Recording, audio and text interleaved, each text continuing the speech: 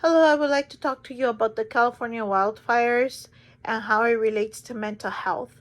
Usually, we just focus on the property damage, how much acreage was burned, personal injury, deaths, displacement, but we never relate mental health to how it affects um, the survivor after a natural disaster. Um, California has had, in the most recent years, the most deadliest and destructive wildfires.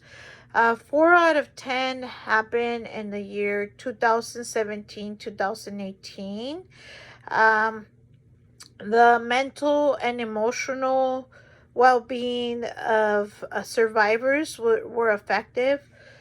A lot of the challenges that they faced, other than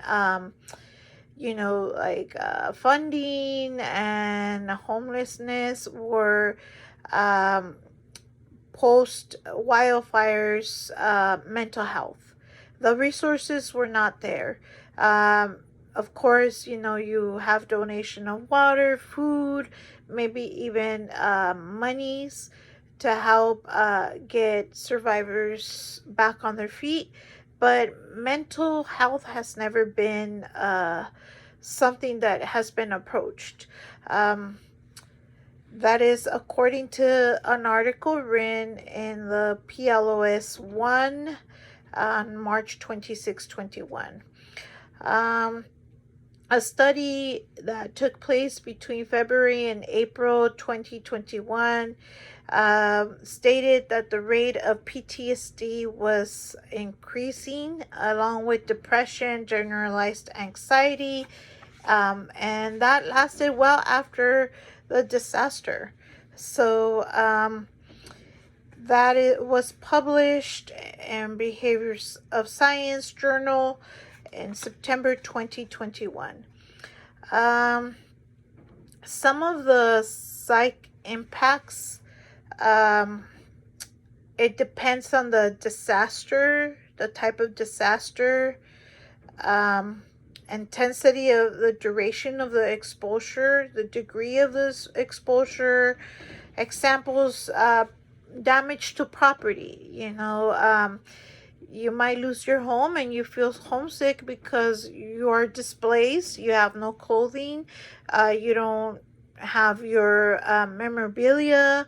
You're wondering what you're gonna do, how you're gonna go to work the next day. Moving from from that damaged home suddenly into a different neighborhood.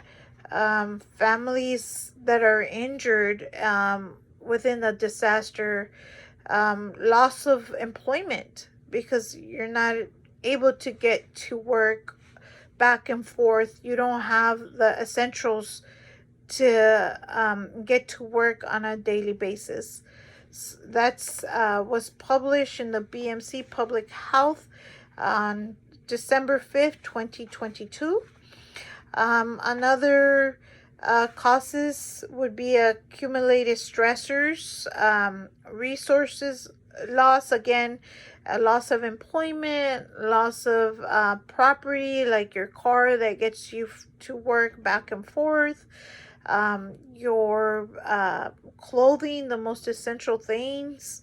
Um, Again, decline of employment. Maybe the whole community was burnt down. Maybe some survivors might have been working at the corner liquor store and that burnt down within the wildfires.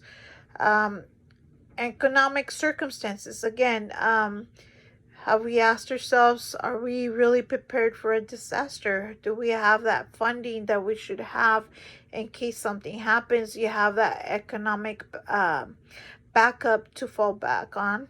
And disrupted support system, meaning your neighbor moves away and you've known them for years, and you're there for each other.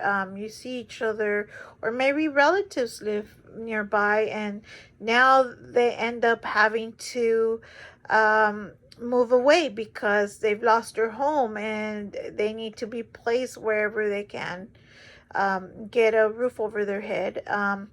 These were some causes written in the Journal of Traumatic Stress, February 2021. It was cited off of HubFall 2012.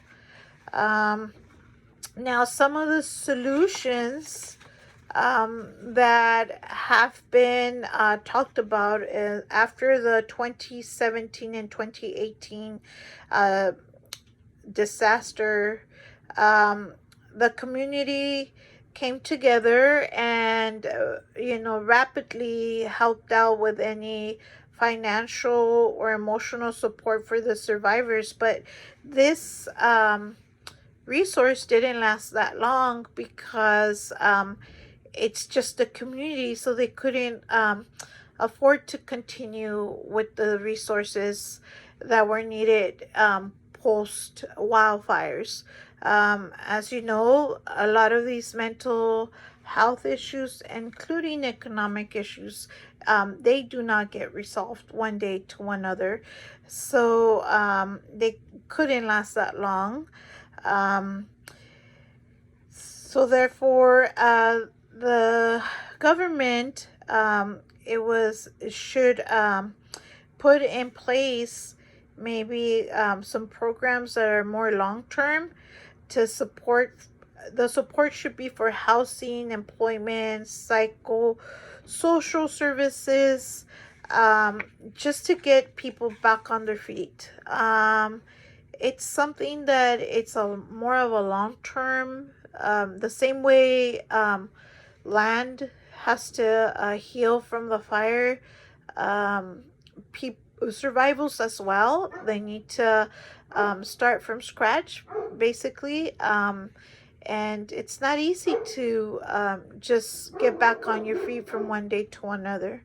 So, in conclusion, my question to you is, what do you think that we should do or we can do to help out these survivors? I think that mental health is where to start. I know financial, housing, employment's very important, but I think that mental health goes hand in hand and getting somebody back on the right track.